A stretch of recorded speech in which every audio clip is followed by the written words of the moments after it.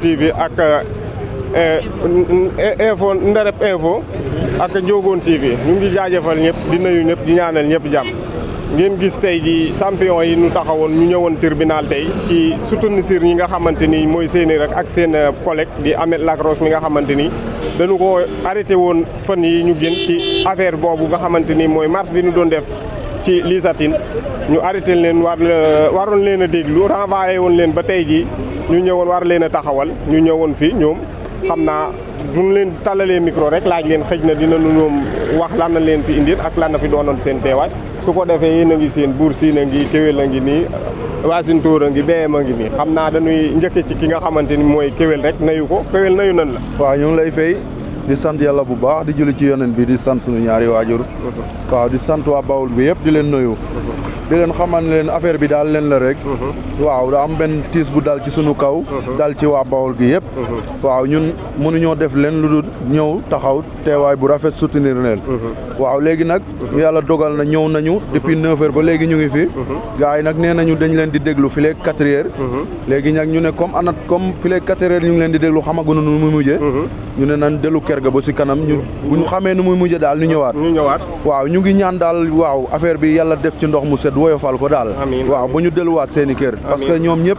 ay responsable lañu ay père de famille lañu ku ci mel ni Thianar Diouf waaw suñu rak waaw Ahmed Lacrosse ak Khadim ak keneen ki Samba waaw ñoom ñëpp daal ñu ngi ñaan yàlla daal affaire bi xam nga woyof ci seen kaw daal waaw loolu da ciy am solo parce que ñoom ñu am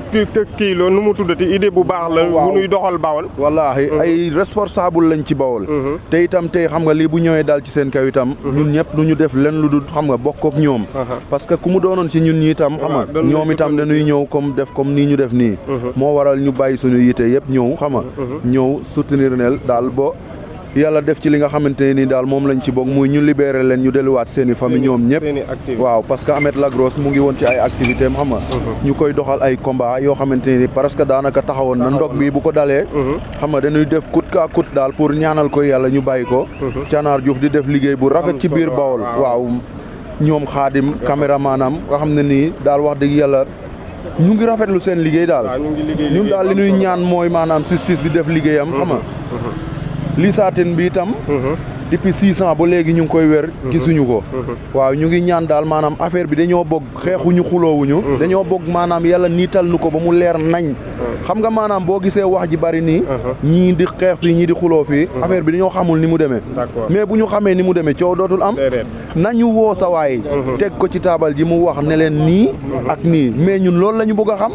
mais du question que dañoo forcer pour boog nekk ko coûte que coûte nii lay demee ñun ñu ngi déglu daal justice bi mu def liggéeyam wax ñu maanaam Lisatine fan la nekk ndax mu ngi dund ndax mu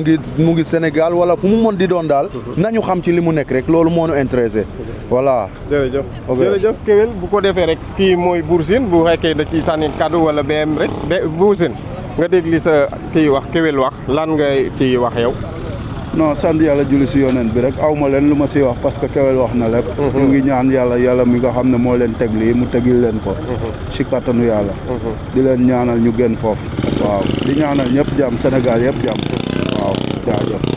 ana nu ngeen di wax seen moromi mbër yi nga xamante ni daanaka ñoom ñu ngi ci kër yi wala boog ñu ngi toog war a ñëw fii soutenir te ñëw ban message ngeen leen di lancer pour bu tee 4 heures la wala li nga xamante ni beneen yoon la bu nu jàppaatee projet bu ñaanuñu ko yàlla bu nu ko renvoyé ba jàppaat ko pour ñu mën a ñëw soutenir Ahmed Lacrosse ak Thianar Diouf li nga xamante ni dañoo nekk Bawol kii nekk mbër kii nekk koo xamante ni day ñëw ci mbër yi di leen soutenir di jël seen i image di leen wane fu ne mooy loolu waaw non ñu ngi wax ni daal bu beneen yoonee daal comme nii rek comme ni ñu ko defee ñun ñii tey jii sax mën naa ne xëy na ñun dañoo jëkk a génn nii mais bari na ay samp yooyu ne ci biir parce que ñoom ay Mor Kanka yi nay ñagas de ñoom Njaay Tinin xam nga gars yi mbër yu bari daal ñu ngi ci biir mënoo lim ñëpp waaw comme nii rek xëy na du ñàkk sax bu ngeen duggee ci biir di ngeen leen jël ñoom itam ñu leen di wax ne daal comme lu mel nii daal bu amee Bawol comme ñu ngi ni nga xamante ne nii bu ñu waxee xëy na suñu image ku ko gis dina ko déglu xam nga yu mel nii da ciy baax nga ñëw teew ci wax bu ko defee gars yi dinañ la déglu kat xam affaire yi fu mu toll waaw loolu la quoi jërëjëf Buur Siin jërë ngeen jëf ñu ngi nekk ñeneen ñi ci biir rek bu ñu génnee incha allah rabbi ñu jéem a am ak ñoom li nga xamante nii mooy interview incha allah rabbi ñu ngi jaajëfal ñëpp waaw